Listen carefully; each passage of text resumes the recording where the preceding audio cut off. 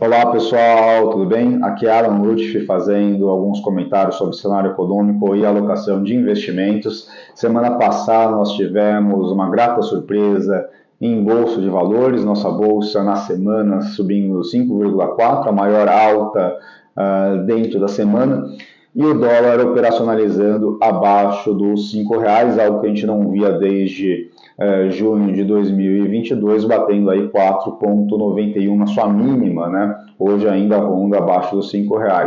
Então, o que aconteceu na semana, né? Ou seja, o CPI, a inflação americana, falando no cenário internacional, apresentou uma desaceleração, ainda um pouco resiliente a inflação no setor de serviços, mas isso trouxe um ânimo em relação à Bolsa Mundial, e também a nossa inflação local apresentou uma queda versus o projetado, né? Os agentes econômicos tinham um projetado de 0,77 e veio 0,71.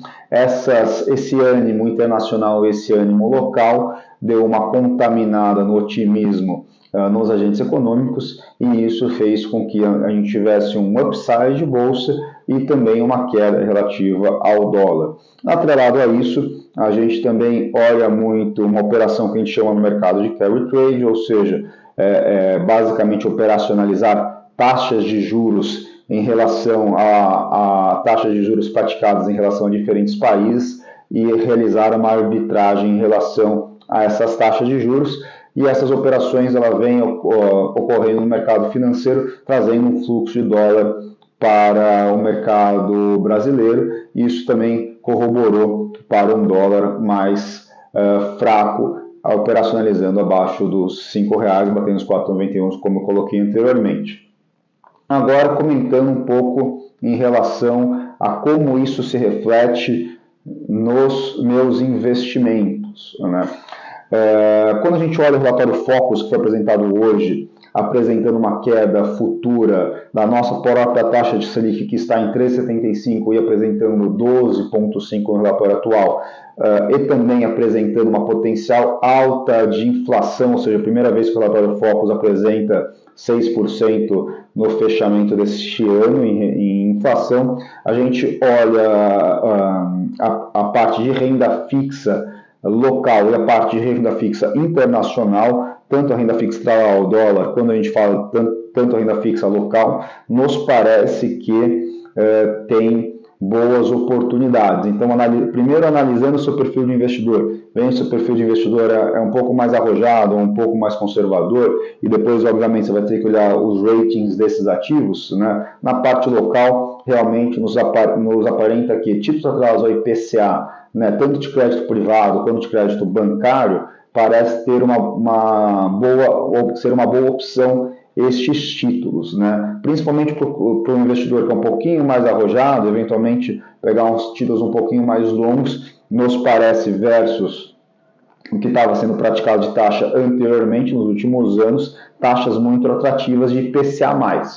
Para investidores mais conservadores, apesar de ter uma projeção de queda de taxa de juros futura, né, ainda nós temos uma taxa relativamente alta de Selic, as maiores taxas recentes, 13,75. Então, títulos pós-fixados também é uma alternativa interessante, principalmente dos isentos como a LCI e LCAs. Óbvio que na FGC até 250 mil, mas analise seu perfil em relação ao rating, a qualidade desses títulos, né? Tanto títulos bancários quanto títulos de crédito privado. Então, pós-fixados e atrelados à inflação, dependendo do perfil, parece ser uma boa opção. É óbvio, né? Análise de rating, análise de qualidade dos créditos, né? E tempo também é relativamente importante para ver a sua necessidade de liquidez.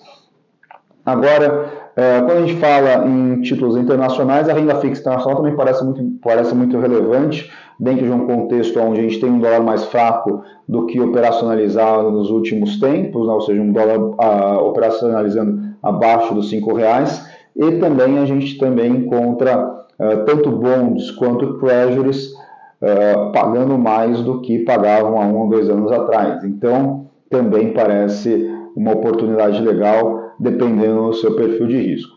Quando a gente entra em bolsa local, né, tanto bolsa local quanto bolsa internacional, a gente entende que pode ter desafios sim,